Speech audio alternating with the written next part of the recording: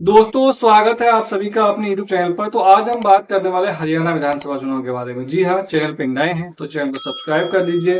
अगर आप Facebook page पे देखें तो जरूर फेसबुक पेज को फॉलो कर दीजिए। तो हम बात करने वाले बीजेपी के बारे में। जी हाँ, बीजेपी ने हरियाणा विधानसभा चुनाव जीतने के लिए अपना सबसे कड़ा और ब्रह्मस्त्र चाल चला है। चाल ये है कि आखिर कैसे दलित वोट बैंक को काटा जाए कांग्रेस पार्टी से, क्योंकि दलित का जो वो अभी झुकाव है वो कांग्रेस पार्टी की तरफ है। और बीजेपी हर हाल में ये चाहती है कि दलित वोटों का बंटवारा हो। तो ये कैसे होगा? तो सबसे पहले उन्होंने चाल चला था बीएसपी को इनेलो के साथ गठबंधन करवाया। अब बीएसपी इनेलो एक साथ चुनाव लड़ेगी तो जाहिर सी बात है कुछ न कुछ परसेंट वोट दलितों का जो है वो बंटवारा होगा। इनेलो या फिर बीएसपी ले जाएगा। इसके बाद अब क्या हुआ है, अब नया एक और गठबंधन बना है हरियाणा के अंदर में। हरियाणा के अंदर में गठबंधन ये है कि अब जेजेपी का गठबंधन चंद्रशेखर रावण की पार्टी आजाद समाज पार्टी से करवा दिया है। अब इस गठबंधन का औपचारिक ऐलान भी हो चुका है। जेजेपी जो है वो 70 सीटों पर चुनाव लड़ेगी, जबकि चंद्रशेखर रावण की आजाद समाज पार्टी 20 सीटों पर चुनाव लड़ेगी। अब चंद्रशेखर रावण का भी दलितों के अंदर अच्छा खासा पकड़ है। ये उत्तर प्रदेश में उसका पकड़ है। अब इसका पकड़ जो है वो हरियाणा में कितना है ये तो आने वाले वक्त में ही पता चल पाएगा कि उसका कितना पकड़ है। फिलहाल चंद्रशेखर रावण की अगर हम बात करें तो वो खुद की पार्टी से नगीना से सांसद है। उत्तर प्रदेश के नगीना लोकसभा सीट जो सुरक्षित है उससे वो सांसद है। मायावती के बाद दलित चेहरा के रूप में उभरे हैं उत्तर प्रदेश के अंदर में। उसी का फायदा बीजेपी जो है वो हरियाणा में उठाना चाहती है। हरियाणा में उन्होंने जेजेपी से गठबंधन करवा दिया है। अब मुझे लग रहा है कि जेजेपी क्या 70 सीटों पर चुनाव लड़ रही है, उस 70 सीटों में से एक भी सीटों पर जीत पाएगी? दरअसल अगर हम बात करें तो अभी हरियाणा के अंदर बदलाव की एक हवा चल रही है।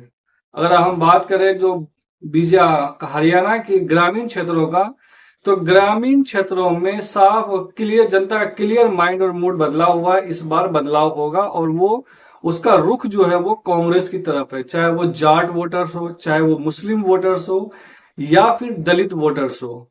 कांग्रेस के पास भी बड़े दलित नेता है, कुमारी सैलजा, जो हिसार से सांसद भी है।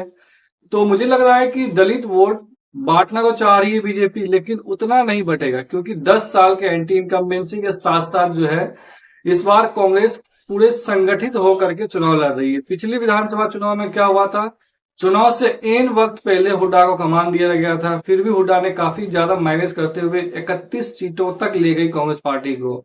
उस टाइम पे काफी ज्यादा दबाव था, केंद्रीय एजेंसियों का दबाव था, फिर भी 31 सीट जीत ले गए। तो मुझे लग रहा है कि इस बार तो कांग्रेस के पक्ष में माहौल है, बदलाव का साफ साफ हवा दिख रहा है।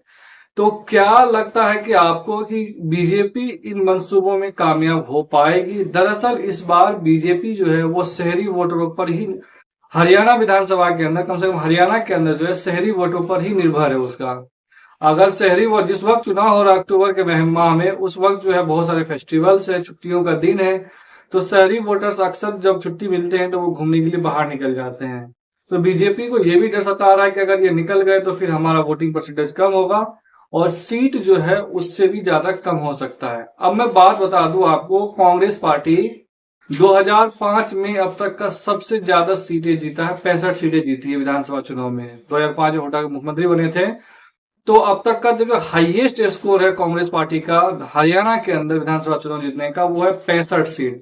लेकिन इस बार कई सारे बड़े राजनीतिक विश्लेषक, वहां के लोकल जर्नलिस्ट ये बता रहे हैं कि अगर कांग्रेस पार्टी ने सही और संगठित तरीके से चुनाव लड़ा और साथ ही साथ सही टिकट का वितरण किया तो अपने 2005 के रिकॉर्ड को ये तोड़ सकते हैं। यानी आराम से 65 से 66 सीटें आराम से जीत सकती है, 70 सीटें भी जीत सकती है। तो ये बीजेपी कांग्रेस के ऊपर निर्भर करता है कि वो किस तरह से टिकट बांटते हैं, किस तरह से गुटबाजी को मैनेज करते हैं और कितना संगठित होकर के चुनाव प्रचार करते हैं। जितना सही तरीके से प्रचार करेंगे, जितना सही तरीके और मजबूती से चुनाव लड़ेंगे, उतना सही वो जो है सीट गेन कर सकती है। आपको क्या लगता है, बीजेपी का ये जो चाल है ये कामयाब हो पाएगा? आप हमें कमेंट कर बताइए। चैनल पे नए हैं तो सब्सक्राइब कर दीजिए। धन्यवाद।